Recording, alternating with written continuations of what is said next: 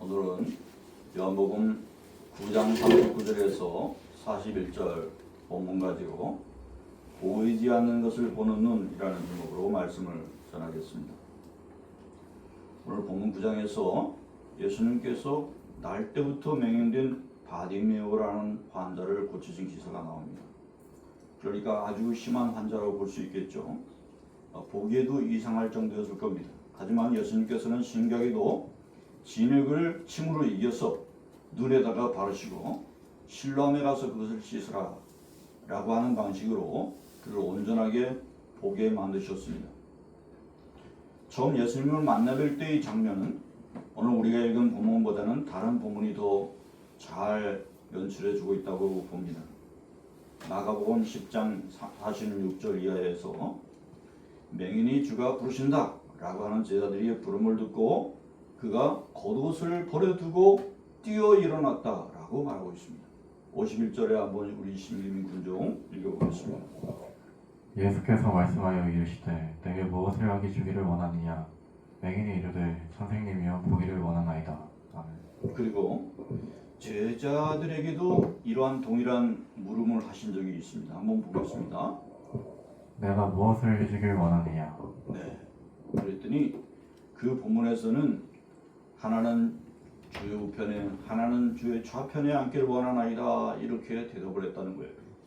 만약 이때 바디메오처럼 주여 내가 보기를 원하나이다 만약 이런 질문을 했으면 어땠을까?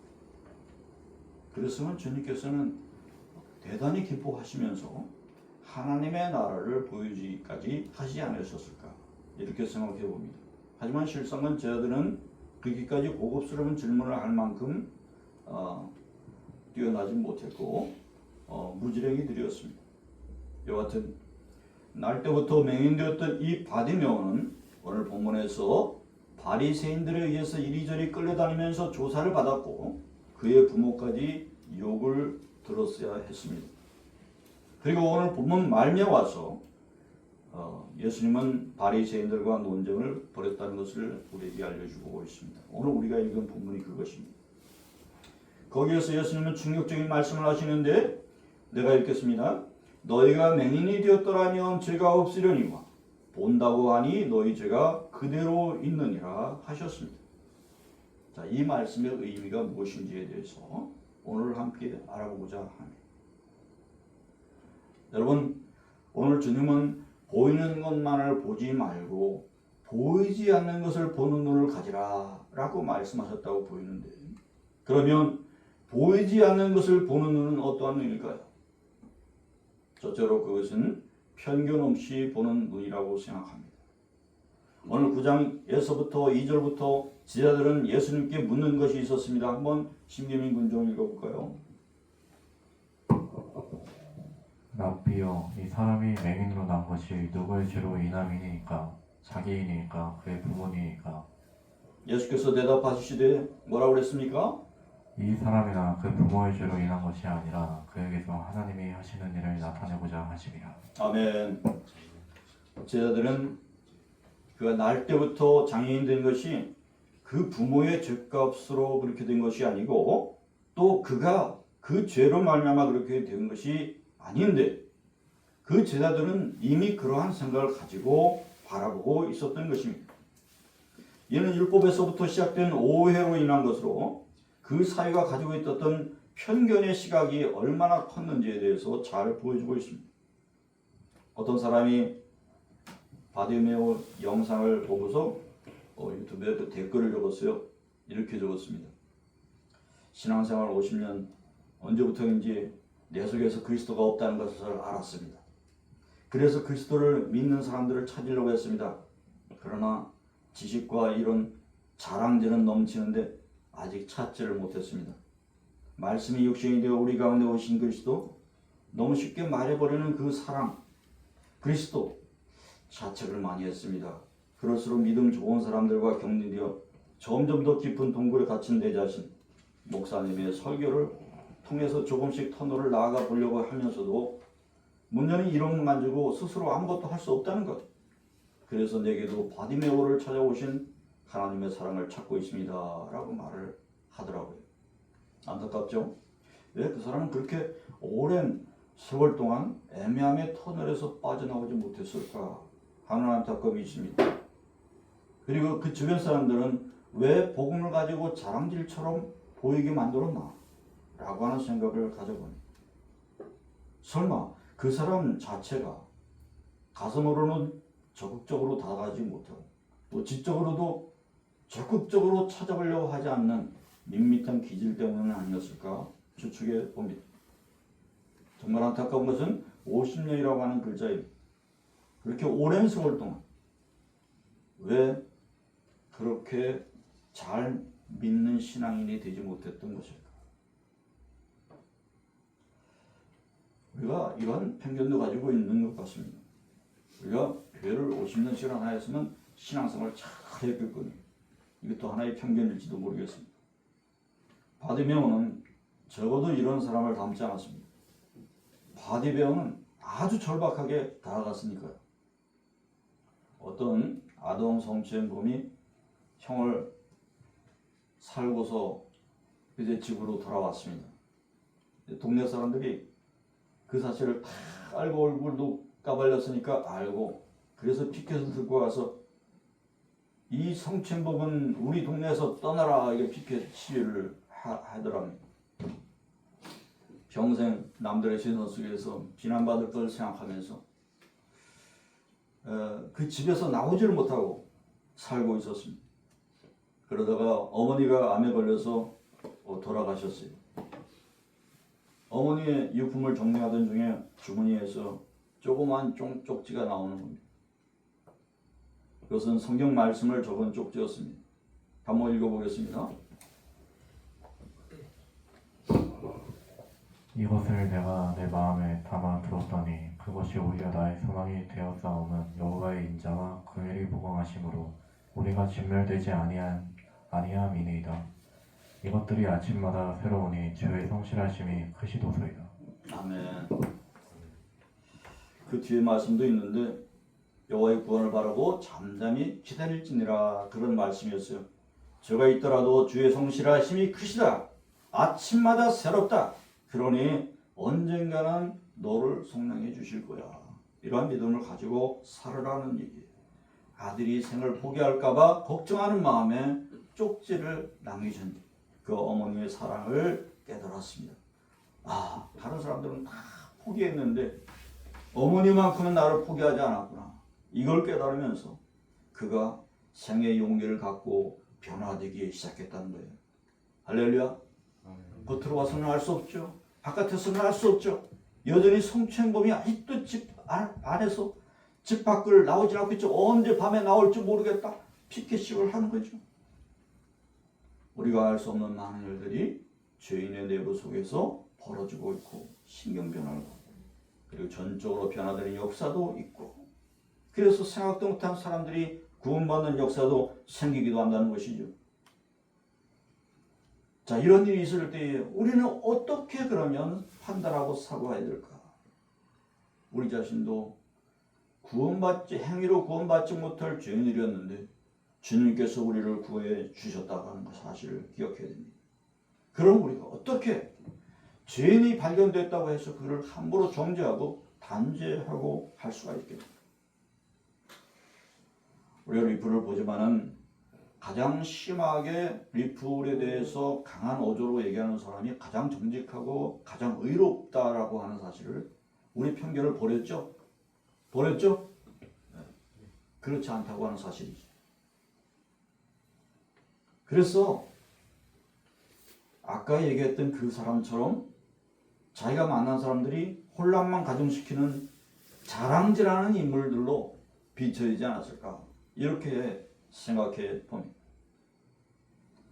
바리새인들은 자신들은 본다라고 생각했던 그것들이지만 사실은 편견과 자기의기에 갇혀 있었던 것입니다.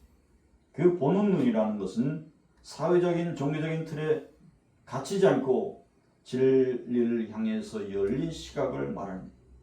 우리는 그렇기 때문에 이러한 시각을 가져야 하는 것입니다. 둘째로 보이지 않는 것을 보는 눈은 약자의 고통을 보는 눈입니다. 맹인은 맹인을 인도할 수 없습니다. 우리도 정작 볼 것은 보지 못하면서 어떻게 전도를 할 수 있겠습니까? 아무도 인도할 수가 없을 것입니다. 그리스도를 증거하고 신앙인 된다고 하는 것은 자랑질처럼 듣는 이 주변 사람들이 있는 한, 여러분들이 안과 밖으로 온통 변화되지 않는 한 여러분들은 자랑질처럼 들릴 수밖에 없을 겁니다. 비신앙인들은 우리 먼저 믿은 사람들의 삶과 그 태도와 그 방향을 보고 그것을 렌즈 삼아서 하나님 나라를 넘겨달고 올 것인데 우리가 그 나라를 바로 보고 있는 사람이 되어야 전도를 할 수 있지 않겠습니까? 본문의 맹인 치유 사건은 단순한 기적이 아니라 사회적 약자를 향한 하나님의 지대한 관심을 드러냅니다. 예수님은 다른 어떤 사람들보다도 가장 약자인 바디메오가 눈에 띄었습니다. 그래서 바디메오를 불러오라고 제자들에게 시킨 겁니다. 눈먼 사람의 고통이 얼마나 심할지 여러분 상상해 봤습니까? 일반인들은 상상할 수 없는 고통일 것입니다. 그 속에서 날 때부터 그러한 고통 속에서 살았습니다. 예수님은 가장 어려운 처지에 있는 이 맹인의 아픔을 보시는 눈을 가지셨습니다. 우리도 주님처럼 이웃의 아픔과 고통과 좌절을 볼 줄 아는 눈을 가져야 되겠습니다. 우리가 영적으로 보는 자들이고 저들은 보지 못하는 자들이라고 한다면 저들을 보는 눈 속에 안타까움도 가지고 있어야 되겠다.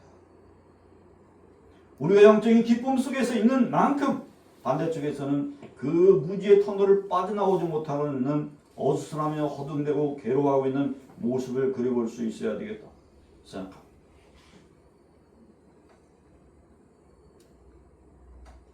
상대방의 입장에서 생각해보는 눈이 있어야 된다고 하는 것입니다. 우리가 상대방에 없는 능력을 줄기차게 주장하고 있지는 않았었는지 돌아봐야 됩니다. 여러분도 부족한 게 있듯이 상대방도 부족한 게 있는 것이죠. 그러려니 하고서 이해할 수 있는 시선을 가져봐야 되겠습니다. 성경에 보니까 그 뒷이야기가 바리새인들과 예수님의 대화인데 예수님의 말씀을 하시니까 바리새인들이 뭐라고 했냐면 우리도 맹인인가? 이렇게 대답을 하는 거예요. 얼핏 들으면 바리새인들의 주장이 옳은 것처럼 들리잖아요. 근데 예수님은 꿋꿋하게 주장하십니다. 너희가 본다고 하니 죄가 그대로 있느니라. 아멘. 그들이 볼 땐 지금 예수님이 이상한 세기를 하는 거예요. 거참 독특한 양반이네. 말기름을 못 알아듣네. 이렇게 아마 얘기를 하려고 했을 겁니다. 그렇지만 우리는 여기에서 깨닫습니다. 그 당시 바리새인들 서기관들이 식민지차에서 로마에 붙어서 서민들의 아픔을 눈을 감고 유대인의 기틀만 살려주니까 거기에서 기가 등등 해가지고 그들을 체제 유지를 위해서 그들을 단속하게 급급하고 종교 권력을 사유화해서 하나님의 믿음을 이루어가고 있었다는 것을 우리가 합니다. 그들 눈에서는 서민은 안중에도 없어요. 맹인이 눈에 들어왔겠습니까? 거기에 고통스러워하는 맹인은 안 보이고 거짓말하고 있는 예수 추종자들을 잡기 위해 눈이 급급했다고 하는 사실입니다. 그들은 대중들 특히 약자에 대한 고통을 제대로 보는 눈이 없었습니다. 제사장과 바리새인들은 맹인 가족을 여러 번 다시 탐문조사하면서 그들에게 신문을 하기 시작했습니다. 정말 네가 본 거 맞느냐? 날 때부터 얘가 소경인 거 맞느냐? 따졌습니다. 그러면서 뭐까지 했어요? 그들에게 욕하기까지 했다. 이들이 성직자라는 사람들이었다는 거예요. 그들에게는 하나님의 뜻을 발견하기만 힘든 것이 아니라 그들에게는 정의를 살피는 눈조차 없었습니다. 마지막으로 보이지 않는 것을 보는 눈은 하나님의 신성으로 보는 눈입니다. 하나님의 시선은 우리에게 있지 않습니다. 우리가 보는 그 시선의 반대편을 우리가 볼 수 없습니다. 늘 한 시각에서 비춰지는 것 이상을 볼 수가 없어요. 한계가 분명한 눈입니다. 우리는 또한 영적인 관점에서 하나님의 시각으로서 나를 돌아볼 수가 없습니다. 하나님을 믿음으로 우리가 영적인 눈을 뜨게 되면 이 세상은 전혀 다르게 보이게 됩니다. 마지막 절 한번 읽어볼까요? 우리가 39절이라고 했죠? 한번 읽어봅시다. 예수께서 이르시되 내가 심판하러 이 세상에 왔으니 보지 못하는 자들은 보게 하고 보는 자들은 맹인이 되게 하려 함이라 하시니. 아멘. 예수님이 심판하러 세상에 오셨다라고 말씀하시면서 보지 못하는 자들은 보게 하고 보는 자들은 보지 못하게 하려고 오셨다라고 말씀하셨어요. 이것은 무슨 말씀일까요? 예수님은 육신의 눈으로 바라보라는 그런 육신의 눈으로 바라보는 그것을 얘기한 것이 아니고 영적인 눈으로 깨달음의 시선으로 보라는 의미였습니다. 주님께서 보게 하시면서 하나님 나라도 볼 수 있게 하실 수 있고 또 하나님을 나라를 사모할 수 있게도 하십니다. 주님이 심판하시게 되면 어떻게 됩니까? 육신을 보던 자들은 또 더 이상 아무것도 볼 수 없는 개인나 구덩이에 들어가게 되는 존재로 만드실 수 있습니다. 오늘 말씀에도 예수님의 대적자인 이 바리새인들의 태도를 보아서 우리가 알 수 있습니다. 오늘 본 우리가 읽은 말씀의 윗부분에 바리새인들이 맹인과 그의 부모를 그렇게 겁박하면서 얘기를 했습니다. 그래서 어떤 말까지 나왔냐면 험악한 말들을 하면서 34절에 내가 온전히 죄 가운데서 우리를 가르치려고 하느냐, 맹인의 부모를 아주 윽박지르는 장면이 나왔습니다.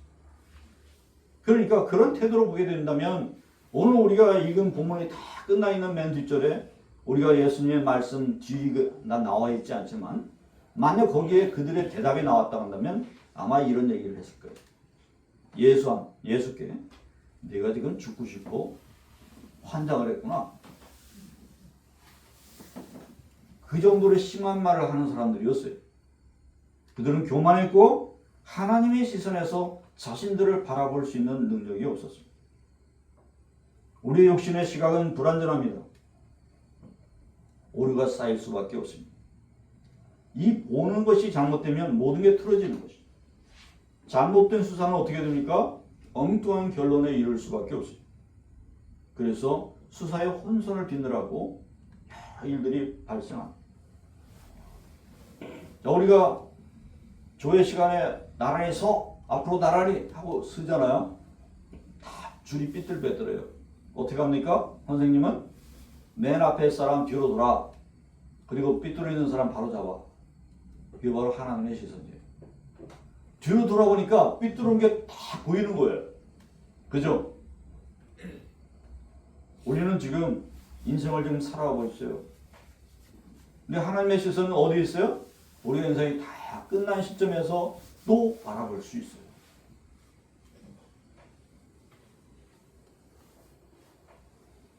운동장 10바퀴 뛰어 그러면은 10바퀴를 순식간에 뛴 사람은 어떻게 해요? 쉬고 있죠? 쉬면서 어떻게 해요? 지금 뛰고 있는 사람을 바라보죠. 앞에서. 그죠? 사람마다 보는 시각이 달라요. 시간이 달라요. 다 끝나 있는 시점에서 보니까 아, 여기서 힘들어하겠구나. 어떻게 조언해 줄 수 있어요? 없어요? 조언해 줄 수 있잖아요. 그죠? 이것이 바로 하나님의 시각입니다. 주님은 아버지와 함께 시간 밖에서 시간과 물질, 우리 인간을 창조하신 분입니다. 주님이 오실 때에 우리 모든 사람들이 본다고 하는 사람조차 한 치 앞도 못 보는 소경이나 매 한 가지로 보일 것입니다. 주님은 우리 인생의 끝에서 우리를 보시기 때문에 우리가 몇 살 때에 좌우로 삐쳐나와서 죄를 지으려고 하는 것까지 다 보이십니다. 그럼 어떻게 돼요? 주님은 그걸 미리 하셨으면 고쳐질 수 있죠. 너 몇 살 때 삐쳐나오려고 하는구나. 너 참아. 너 바르게 살아야지. 바르게 가야지. 조언해 줄 수가 있어요. 바디메오가 구하는처럼 주여 내가 보기를 원하나이다. 무엇을 봅니까? 우리는 우리 자신의 죄를 볼 수 있는 눈을 가져야 된다 하는 것입니다. 주님, 내가 죄를 지을 타이밍에 정확하게 주님 나타나셔서 말씀해 주세요. 제가 듣겠습니다. 기도해야 됩니다. 아시겠습니까? 그때 제가 돌아설 수 있도록 꿈에라도 나타나셔서 말씀해 주시옵소서. 그렇게 해야 됩니다. 주님은 우리가 행동한 일들을 과거를 돌아보는 것처럼 정확히 하십니다. 지금 모든 인류의 지식이 발전해 와서 시간이라는 것은 존재하지 않는다는 것을 알고 있어요. 우주의 시간은 한 방향으로 흐르지 않는다는 것을 알고 있어요. 사람은 저마다의 시간을 가지고 있다는 것을 알고 있어요. 또한 무엇을 알고 있습니까? E는 MC 제곱. 만약 질량이 없으면 시간은 무한정으로 자유롭기 때문에 위치가 아무데로나 바뀌어질 수도 있다.